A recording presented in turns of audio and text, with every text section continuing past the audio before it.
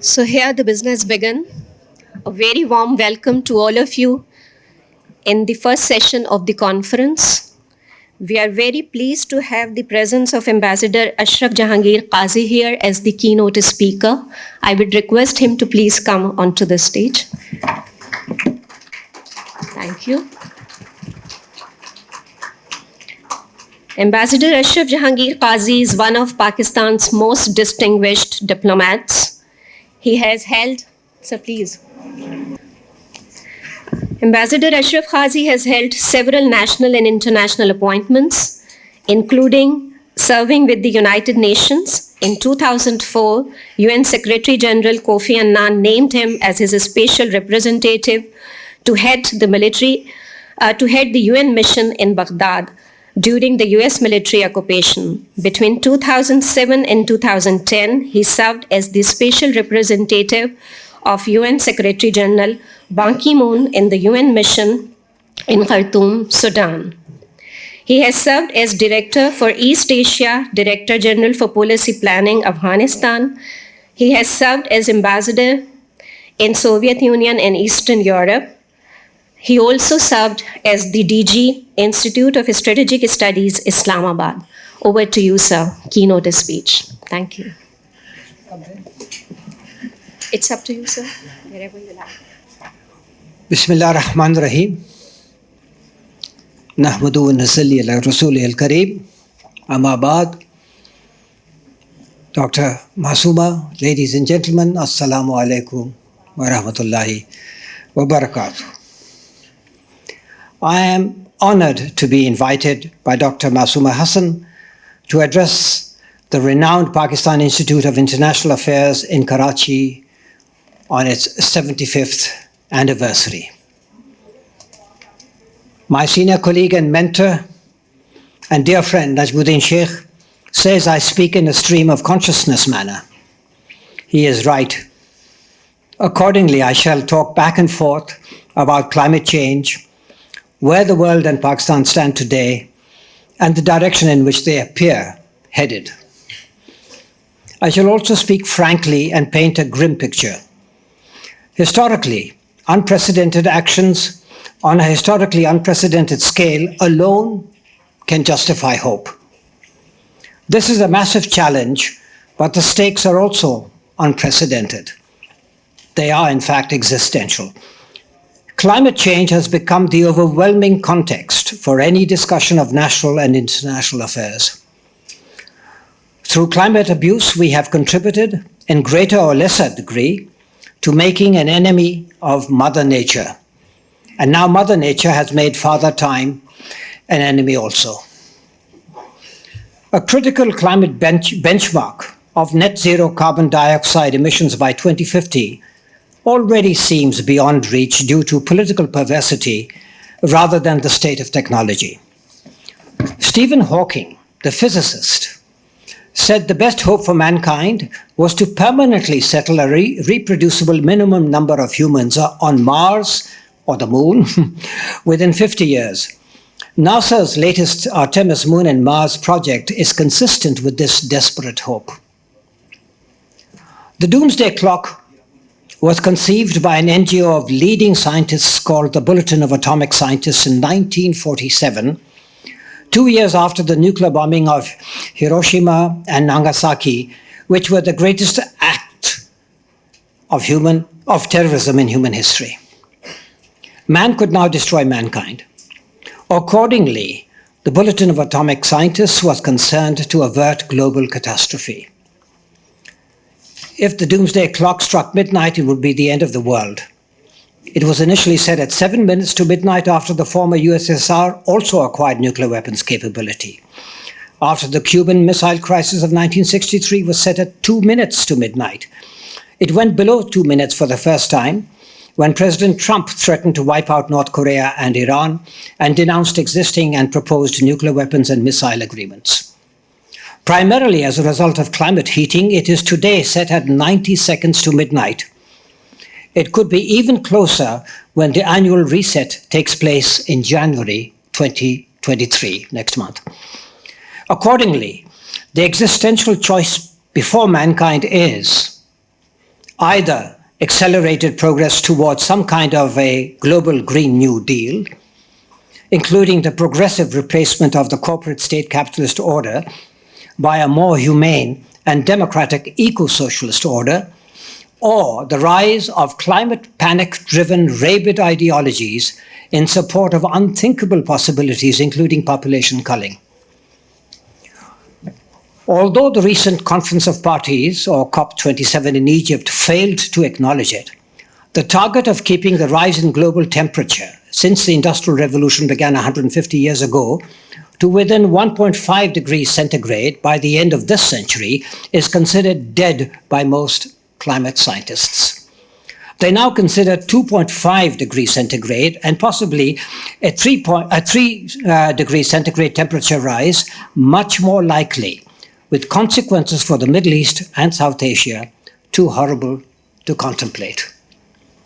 Having failed to heed the warnings of the scientific community over decades, Western industrial democracies, abetted by industrializing latecomers, have pushed the world from the relatively manageable stage of preventing climate tipping points into the far more dangerous and uncertain stage of adaptation to and mitigation of irreversible climate change.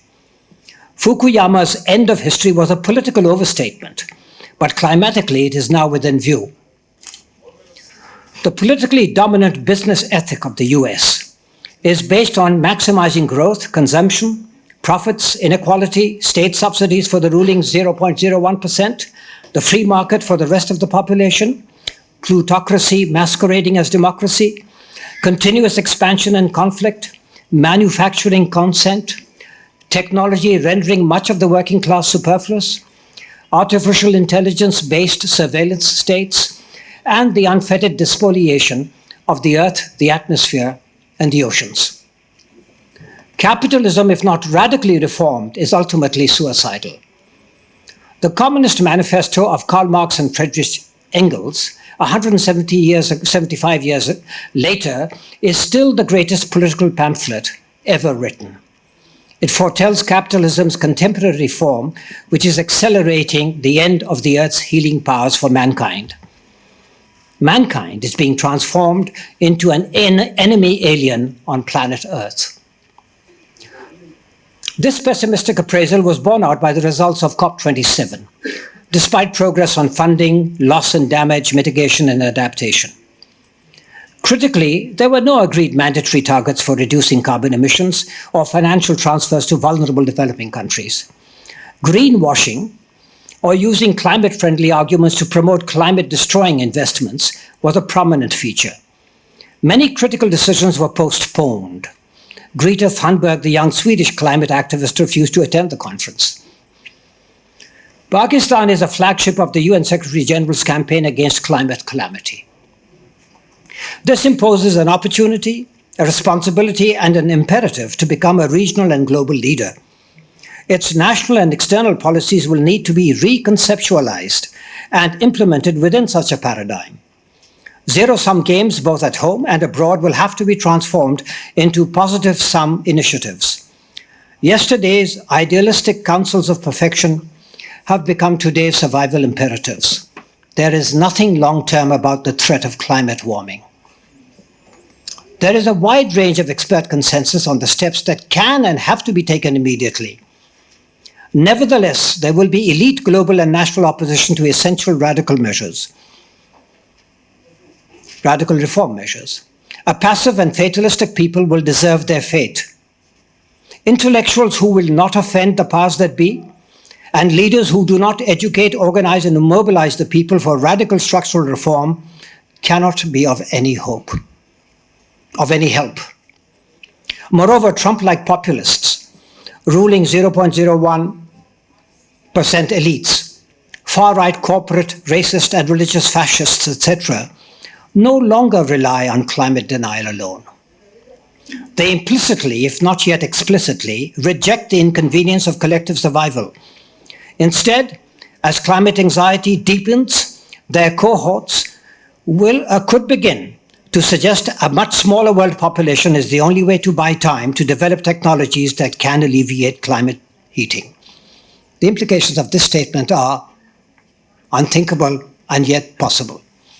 On April the 29th, 2021, the US House Committee on Homeland Security discussed white supremacist ideologies of racially and ethnically motivated violent extremist groups, REMVE groups, such as QAnon, Proud Boys, The Base, Atomwaffen in the US, the UK's Combat 18, Norway's Nordic Resistance Movement, Russia's Russian Imperial Movement, Ukraine's Azov Battalion, and many, many more. Far-right fascistic governments have already been elected in Europe. If mitigation and adaptation policies do not meet climate deadlines, climate heating and climate panic will mainstream maniacal extremism. Horror scenarios may well define the unfolding global reality. Accordingly, educating public opinion on the imminence and implications of the climate threat and its satanic possibilities is a precondition for sustaining the hope the world will not become a doomed lunatic asylum. Pakistan has provided admirable leadership in advocating international financing for both loss and damage compensation and for mitigation and adaptation capacity building. It must now lead in demonstrating what developing countries can do for themselves. Its performance in the recent floods did not help in this respect. Its short-term and incoherent governance and its corrupt Byzantine politics remain formidable barriers. What are the implications of the climate imperative for Pakistan's foreign policy? Legitimate and principled policy objectives should be maintained, but the manner in which they are pursued must change. Principled compromise has become essential. Constructive policy approaches, however, require the emergence of a facilitating political culture, or what Antonio Gramsci called a new hegemonic common sense. However, self-serving elites implacably resist the emergence of a more rational, humane, and educated common sense. In a Muslim society, however, Islamic democratic socialism, properly understood and implemented, can meet this challenge. The image of Pakistan will be far more important than the cogency of its diplomatic, economic, and security arguments in getting international support for its points of view. A failing state, even with the best diplomacy and civil service, can never have a successful foreign and national policy. Pakistan's survival will inevitably require the development of informed, organized, committed, and participatory mass-based political movements that prioritize the people's interests, education, health, human rights, science and technology, consultation, compromise, and practical wisdom. As indicated, catalyzing such a process as rapidly as possible will be the first obligation of political leadership. Unfortunately, Pakistani elites and leaders by and large seek power and its rewards within a failing state syndrome. By 2050, Pakistan will have at least 350 million people. Its military and elite-dominated political paradigm, neo-feudal attitudes, budgetary priorities, economic strategies, and raging climate heat make it impossible to finance a Pakistan Green New Deal. External financial assistance, even on the most optimistic assumptions, will not cover even a fraction of the cost. Trebling or making several-fold increases in tax revenues, curtailing inessential imports, reducing corruption, providing investment opportunities for human resource and infrastructure building investment, etc., can help meet the costs of survival. But resource mobilization for national transformation and climate resilience will require political reform on a scale the prevailing political system will not permit. Meanwhile, the US is exacerbating the global crisis. It precludes the emergence of a world order that can collectively address the challenges of climate warming and its several lethal consequences. It has instead prioritized the elimination of Putin's Russia as a potential rival power and the unraveling of the Sino-Russian strategic partnership. This would leave China to face the might of the US alone. It also relegates the climate challenge to the back burner. Putin made a fatal mistake in Ukraine. He may not lose the war, but his regime could be undermined. China will resist the absorption of Russia into the American sphere of influence. Russian public opinion prefers being an independent strategic partner of China instead of becoming a subordinate partner of the US. Accordingly, the Ukraine Russia war has been transformed by the US into a US-Russia war on Ukrainian soil at the expense of the Ukrainian people. Ukraine borders Russia and lies on the historic invasion path to Russia. The US decision to make it a de facto NATO member state raises the risks of nuclear confrontation and conflict. This could strike midnight on the doomsday clock. The US has designated China as its number one enemy. It is hostile towards the BRI, and accordingly it also dislikes CPEC. It is dangerously encouraging Taiwanese independence, which according to international law acknowledged by the US, is an integral part of China.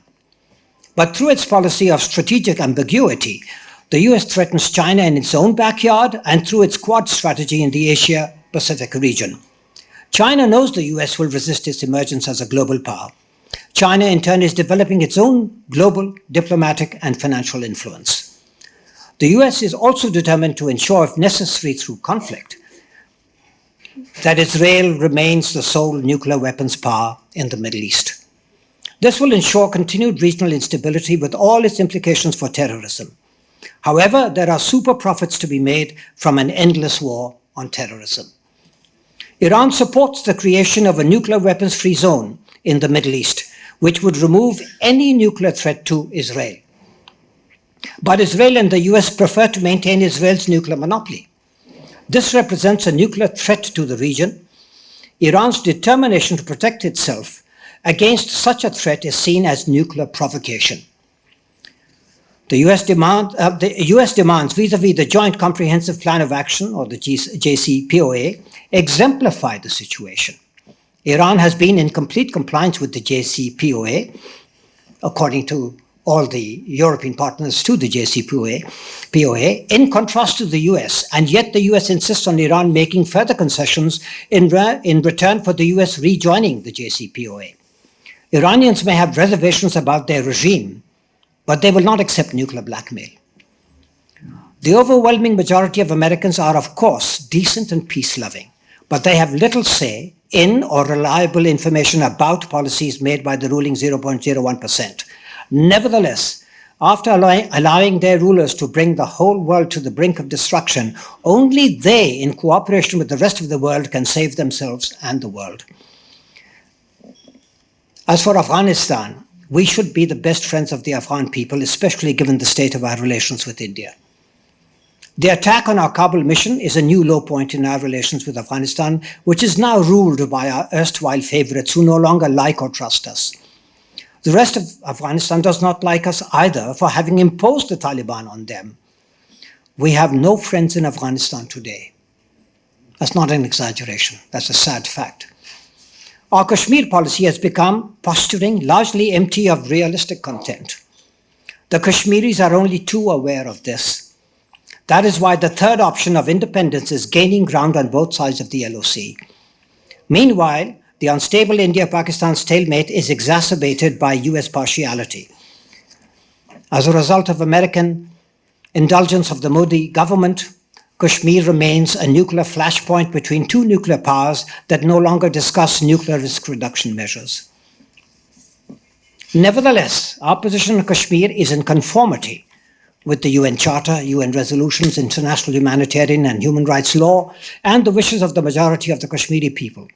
India's position and actions are in violation of all these. The Kashmir dispute, however, cannot be settled through conflict of any kind. After India's illegal annexation of occupied Kashmir on August 5, 2019, and the intensification of its brutal repression, the prospect of meaningful dialogue has been put on hold. Track 2 conversations, however, should continue, although they currently contribute little or nothing towards progress on Kashmir because of India's obduracy. The US, moreover, does not want Pakistan to rock the boat over Kashmir, and for that matter, neither does China. The US and other Western countries have from time to time conveyed their concerns over the human rights situation in occupied Kashmir, and the major human rights organizations have been much more critical.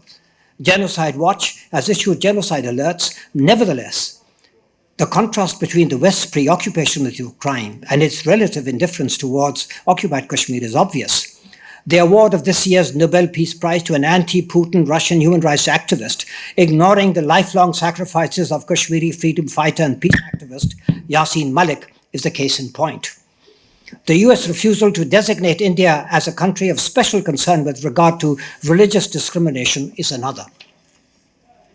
Although India's frustrations in occupied Kashmir continue, it is assured Pakistan's nuclear deterrence does not extend across the LOC.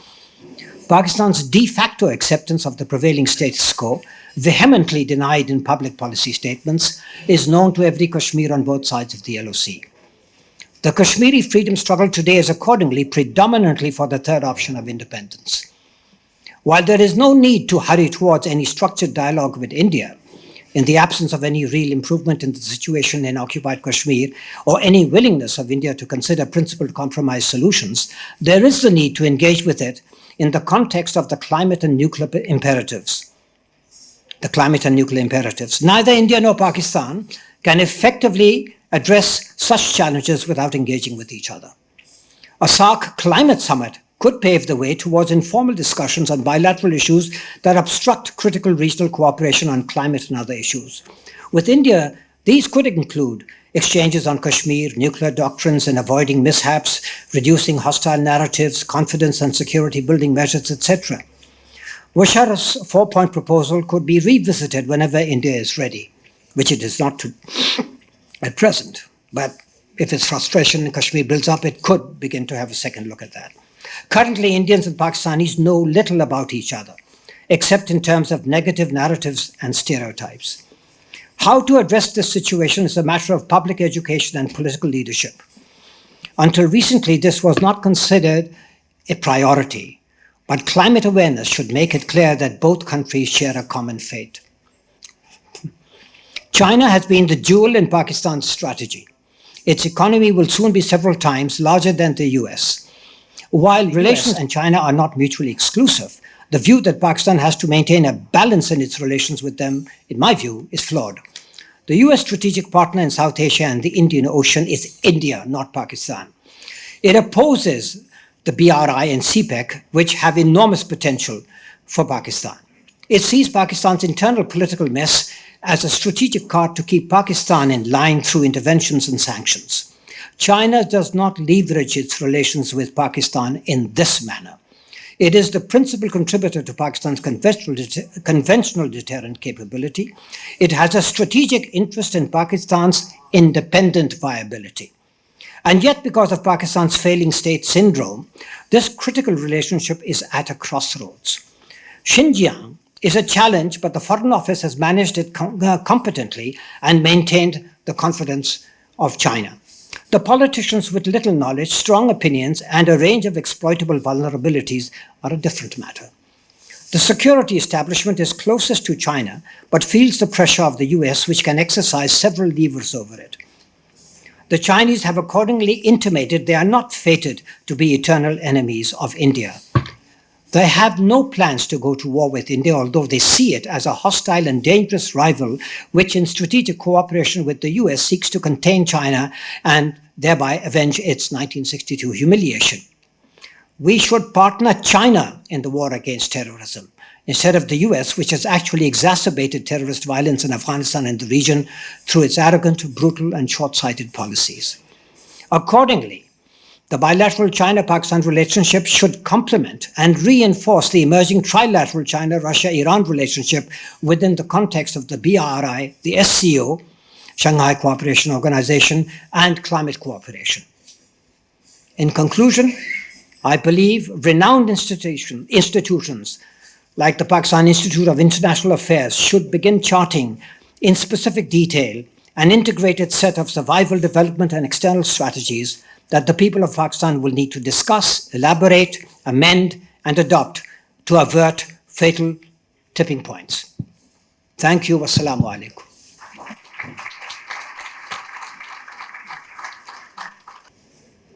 So, would you not permit us to take question answers? Yes, certainly. So please. So the floor is open for questions. Please introduce yourself, be brief. I'm a research officer at CISSS. Just one question, sir. you mentioned about this stranglehold of the elites, not only in Pakistan but all across the world. So, how do we go about bringing about a mass movement? Is there any way that we can go about on that? Thank you so much. Very relevant question. Mass movements begin when you decide that they have to begin and realize that we don't have much time left. Normally, in order to bring about fundamental change, you require at least a decade or two or more. But given the climate imperative and the dangers threatening Pakistan and the world, the time factor has been compressed. So if you think something is worth doing, you have to begin today. Absolutely today. What do? You ring up people, 2, 3, 4, 5, who hold largely similar views. Not you don't agree on details necessarily, but largely that where we are, that we need to do something. And then you have the multiplication factor gradually increase. You will, after a point, encounter difficulties, challenges, because your efforts will be interpreted as being negative, obstructive, against the government, destabilizing, etc. But given the imperative, you have to persist. And that's why I said, when you speak, you should not be scared of offending people. And when you have leaders to choose from, you have to choose those leaders whom you think will begin to organize, not those leaders who will win elections or lose elections, but leaders who share your fundamental intellectual or emotional impulse, recognizing the climate imperative, and who are willing and are seen to be doing things today. Maybe they're on a small scale now, but that has to be then multiplied and replicated and increased. So that's the way you begin movements. There is no formula as such. Nobody can answer. There is no given. Otherwise, you open up a book and you read it and you implement it and you've got your movement. There's no such thing, So what do? You do what you think is correct and you begin to do it. But what happens in Pakistan, we can agree intellectually on what needs to be done, but then we sit back and do nothing. And we say, भाई मैंने तो बात कर दी है, करना तो किसी और को है.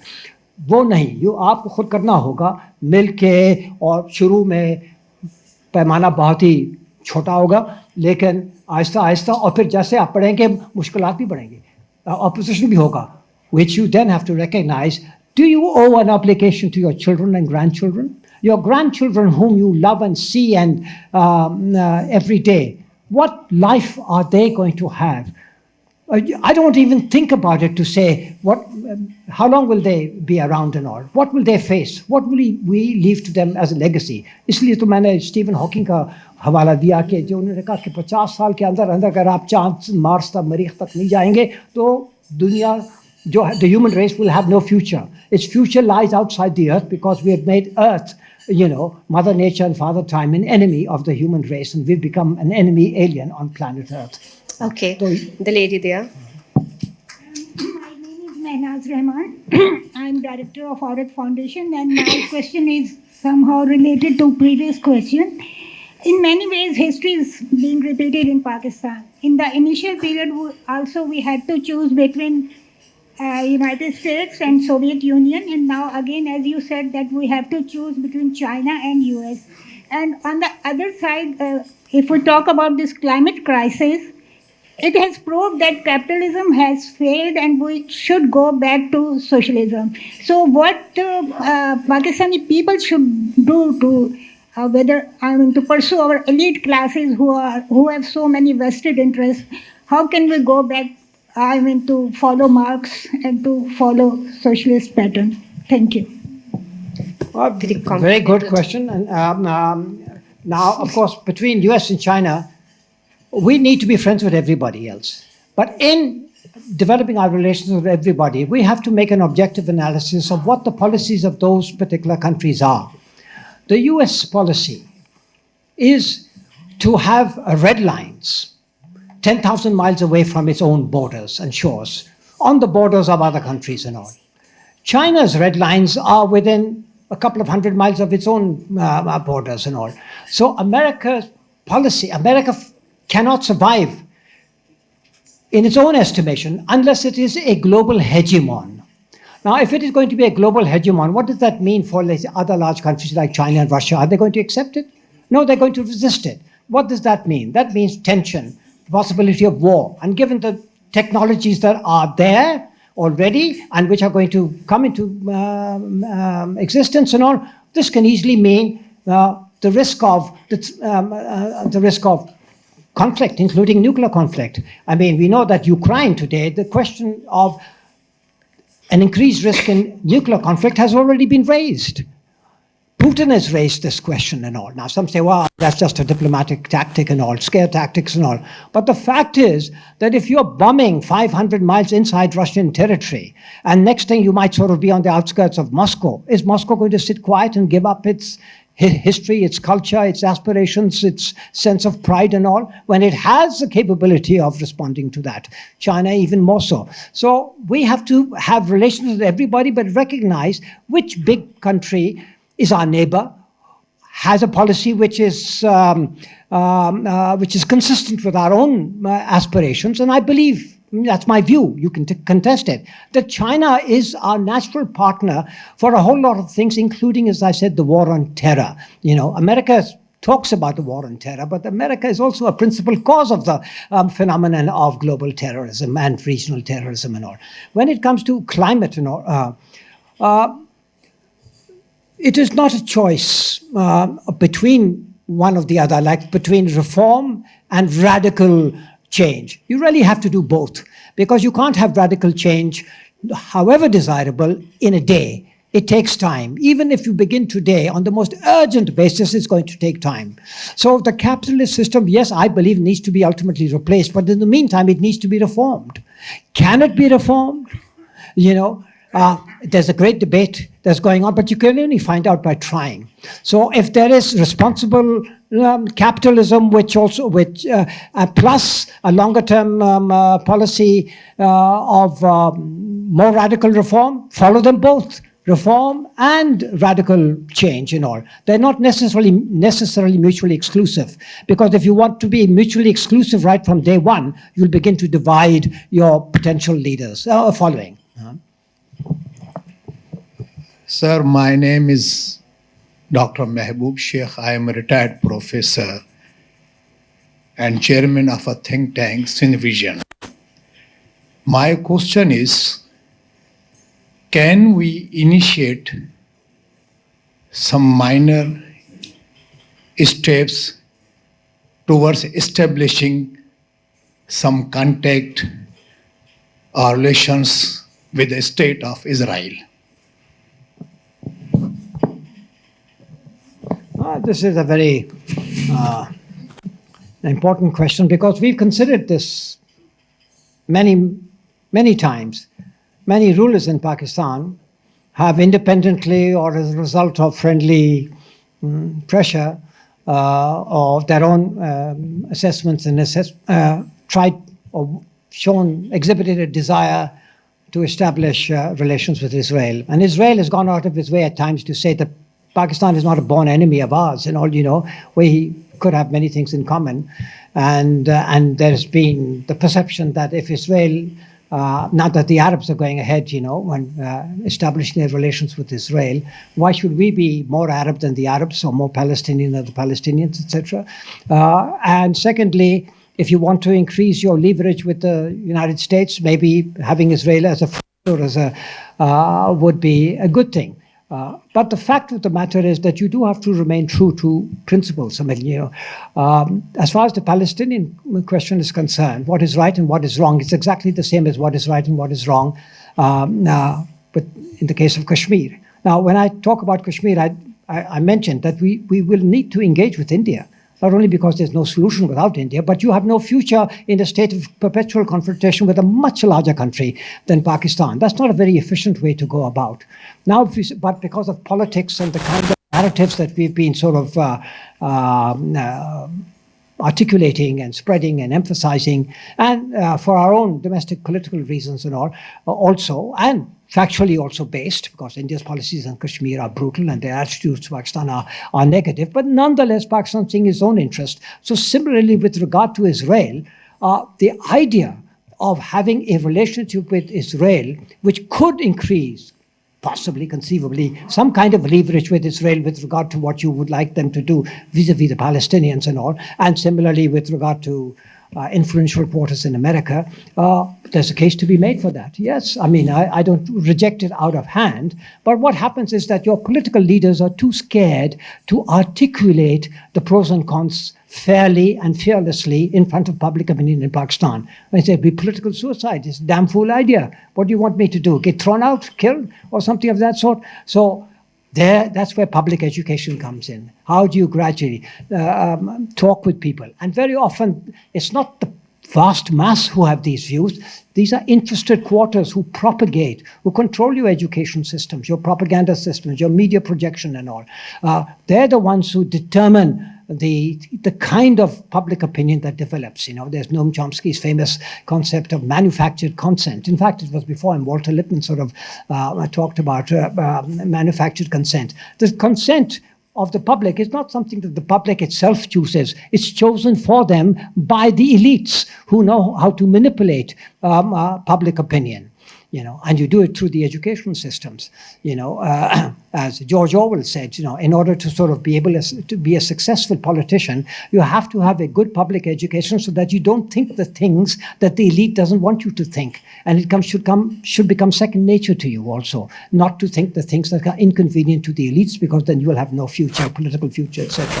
So we've got to face all these challenges and all, but given the fundamental thing, yes, I would say. At some stage, you need to get on, be friendly or engage with countries that the immediate countries concerned are engaging with. I mean, look at, as I said, the Arabs and Israel. So why should we be more than them? So in principle, yes, but not at the expense of your principal support of the Palestinian cause. And if it does undermine that, and if your public opinion sees it that way, then you will have a problem. Huh? Hello, sir. This is Alizam Turk from the Abyss University. First of all, I really appreciate your speech, and that was an amazing one. My question is that you addressed that India has become more important for the US, and Pakistan should be tilted towards China. Do you think that US will allow or let Pakistan to go in the hands of China and lose the regional hegemony? So do you think that US will not resist in this case?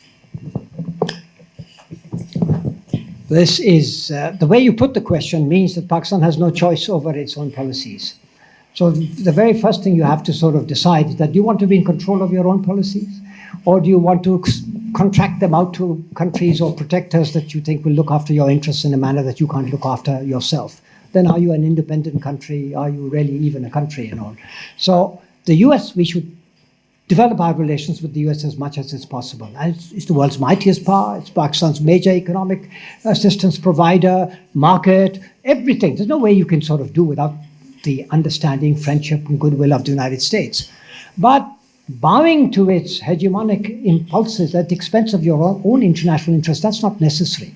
And when you stand up, now, for instance, on the question of going nuclear, America was not in favor of your going nuclear, but when they recognized that Pakistan will not compromise on that, they accepted it and all.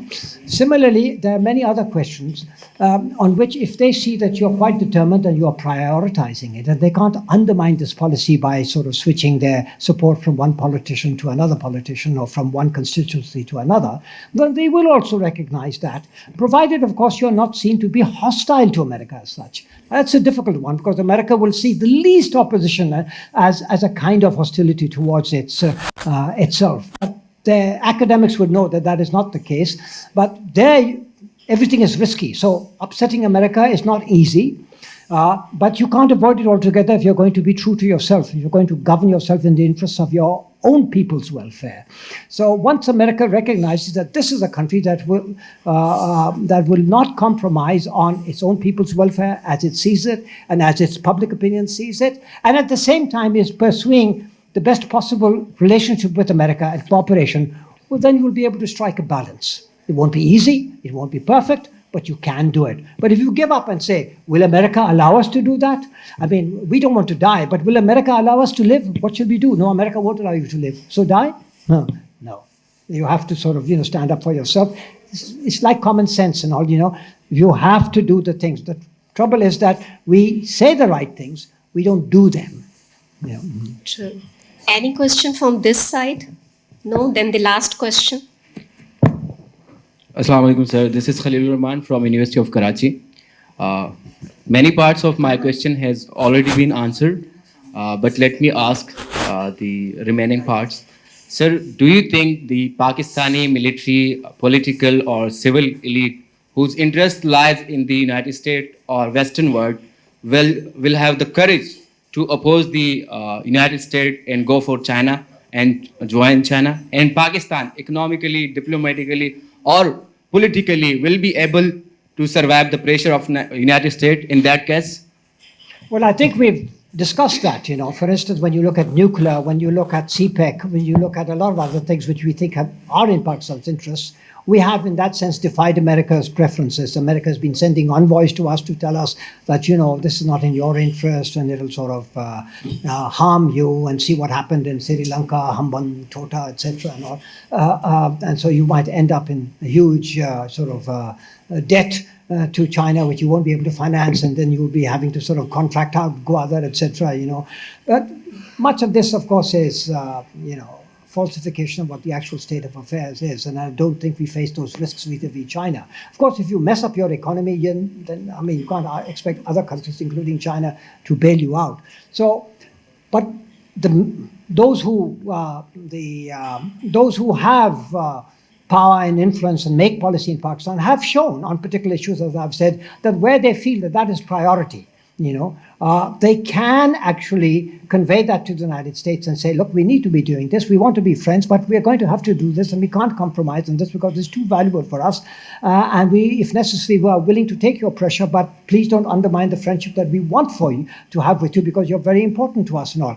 But if you lean on us to the extent where you say, no, the least displeasure that you cause us is going to cause us to inflict all kinds of harm on you, then you've got to stand up and say, no, we won't accept that. And you've seen countries can get away with it. See how Turkey during the Iraq war, Turkey said, no Northern Front. We're not opening up the Northern Front. They wanted that and all. We will not allow that.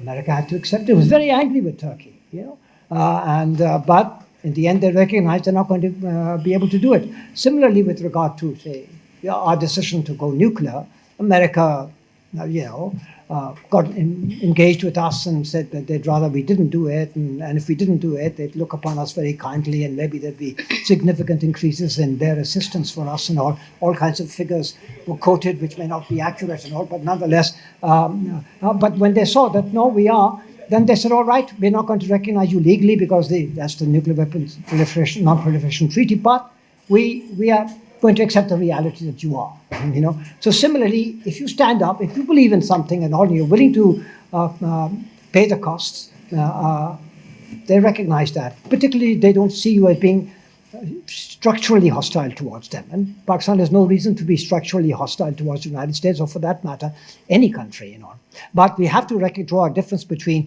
who are the friends who will stand by us, who have stood by us, and who don't lean on us to the extent where they undermine our sovereignty and dignity, whatever you call it.